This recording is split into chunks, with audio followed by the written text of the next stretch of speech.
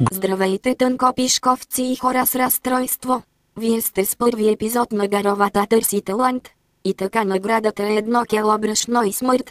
Така че успех да видим и първият участник, който дойде специално от Марс, за да ни представи това парче. Моля, пуснете го. Йо, слушай сега, какво ще кажа за предизвикателствата? О, да. Това са предизвикателства, които аз правя. Никой не може да ги направи, всъщност всеки може да ги направи, но малко хора ги правят за пир, като мен. Сещам колко лошо рапирам, и мен боли, колкото вас дори, че и повече ви съм. Ужас! Следващият ни участник каза, че е на командировка в Мексико, за това ще ни изпрати снимки.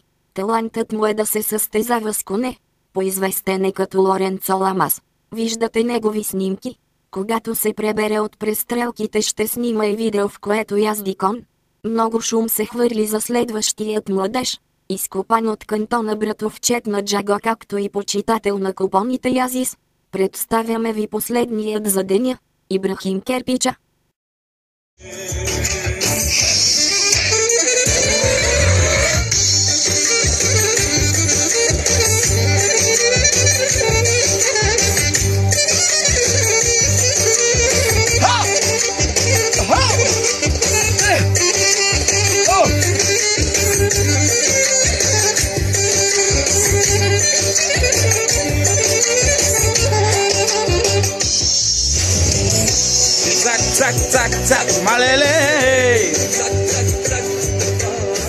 Спрете, подяволите, спрете го!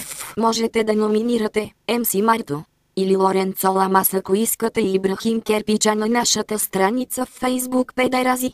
Също така, ако искате вашият талант да блесне, може да ни пратите съобщение в страницата ни с видео или снимки на талантът ви. Ние ще го излъчим. За днес толкова от Гаровата лека и мека нощ, курви!